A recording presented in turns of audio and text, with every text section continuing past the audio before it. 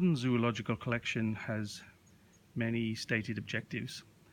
Fundamentally, one of the top priorities for all zoological organisations, certainly in the modern era, is conservation. In Australia, many zoos are involved in the reintroduction of threatened species, and one such zoo is the Alice Springs Desert Park.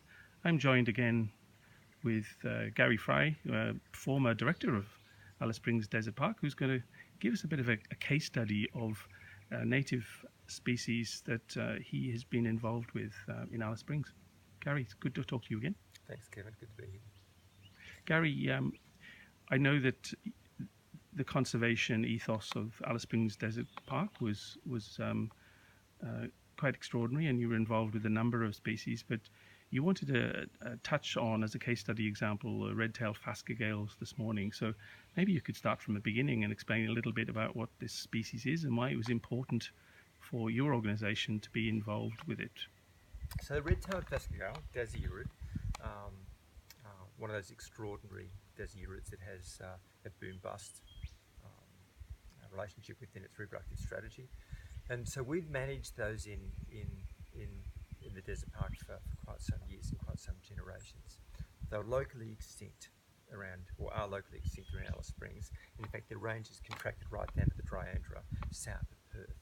And so we recognised that there was a need, working with some scientists from WA particularly, need to have that species held in different populations across the country rather than all in one place.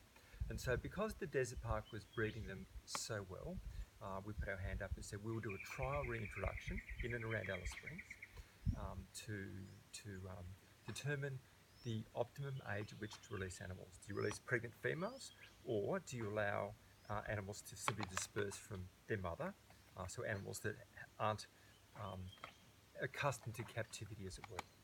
What's the best strategy? So we tried both strategies within the park. But stepping back a little bit, nobody had reintroduced a mammal into Northern Territory at that point. So we were involved with the Parks and Wildlife Commission in working with them on developing the best translocation policy that was required. And based on what was required through the UN, this policy was developed, and so we could then hit each of those targets. So we needed to ensure that there wasn't a persistent colony of red-tailed phascogales within the area.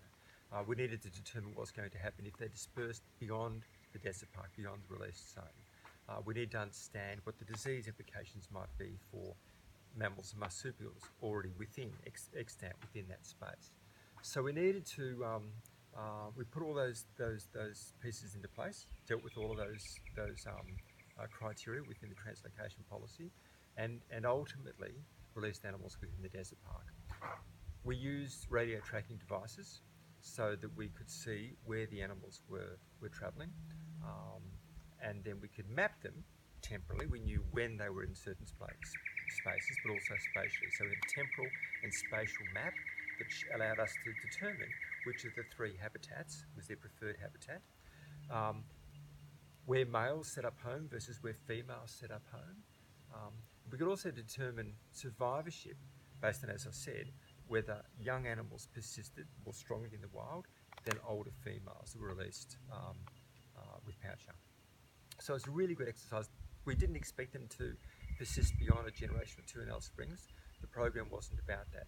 But what it did do was inform, because we had it written up, what it did do was inform a subsequent release strategy that CALM put into place at Shark Bay, north of Western Australia. So we built upon, or we were, I guess, foundational in terms of that science. We developed some of the answers about how best to translocate red-tailed phascogales based on work that other scientists had done, and from the work that we did in Alice Springs, a subsequent and successful translocation occurred of phascogales from Dryandra up to Shark Bay. That's the role of zoos. It's one of the things that zoos can do. Exactly, yes. And zoos can contribute in all sorts of ways to conservation efforts in situ and ex situ, and this is one excellent example where your organisation made a difference by building on knowledge and providing more expertise to the front line. It was a great project. we'd had, as Vasco Gales also said, for some generations in captivity. And in fact, whilst we had them there, I think we developed at least one PhD and I think one honours project through that collection, contributing to the better understanding of what their reproductive biology in fact was. It was a really good exercise. We're very pleased with the team's efforts in that one. Great. Excellent case study. Thanks very much for talking to us again, Thanks, Gary. Stephen.